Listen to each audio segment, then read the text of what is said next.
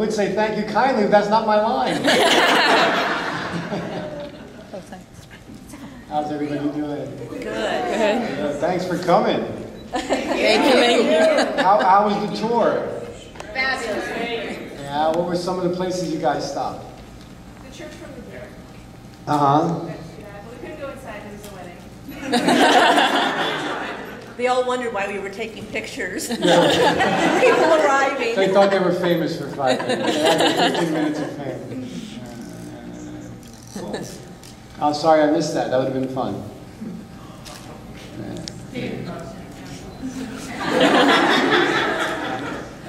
If you had it a little later, I would have came.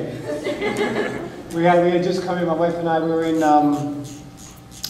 Vancouver for a charity event to raise money to help children with lupus and arthritis, and we took the red eye last night at 11:30. We got in here around 8 a.m. and right. And we didn't get much sleep on the plane, and took a little. Hello. Do we have DVDs to show that young man? He's a big fan. Gal? Big fan? All right. Probably a big fan of the dog. Ethan Baker has more fans than Paul and I combined. There you go.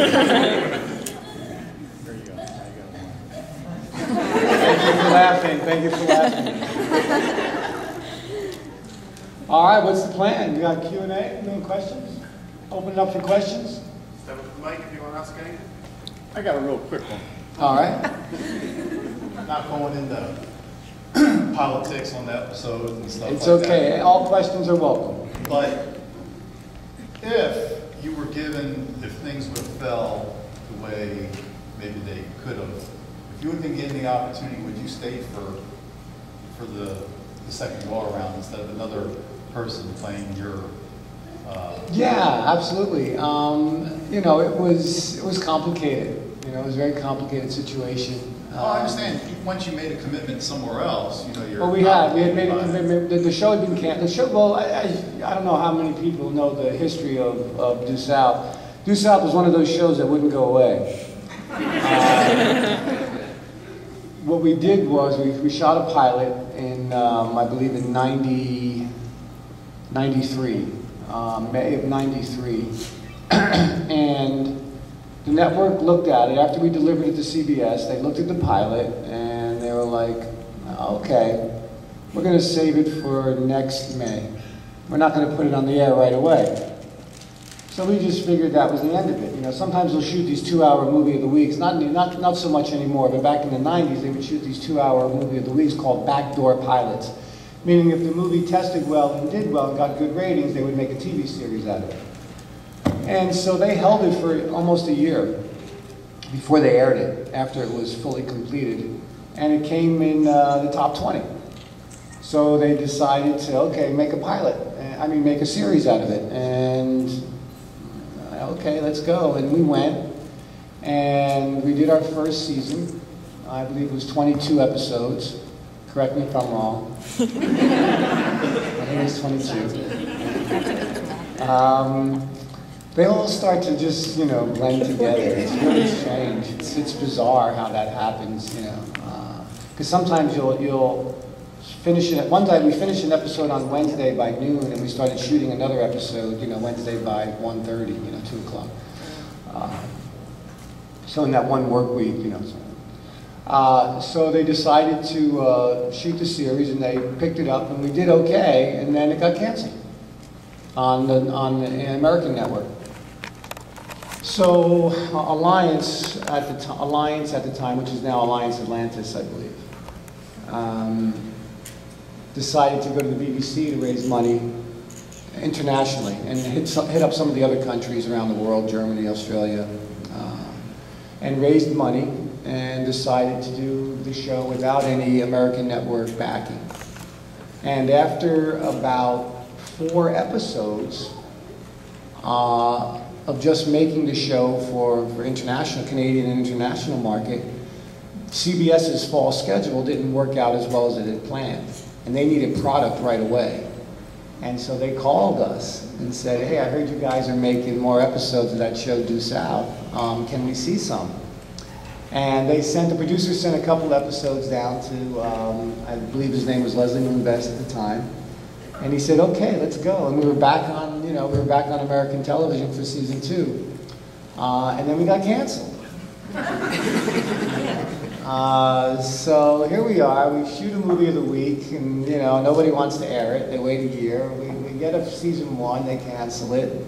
They bring it back, season 2, they cancel it. And then I was up here, and this was, I believe, in, might have been late 96, early 97, I'm not sure. I was up here doing what do you call it, a mini-series called The Last Don, and my phone in my hotel rang. And it was Robert Lantos, who was the president at the time of Alliance, and he said, how you doing? I said, I'm doing great. I said, what do I owe the honor of this call? And he says, well, we've been talking around and we're thinking about bringing Due South back. Again? Great, yeah, okay. And he says, well, we want to bring it back because we want to be able to syndicate it. We have 44 episodes and we need to make at least 66.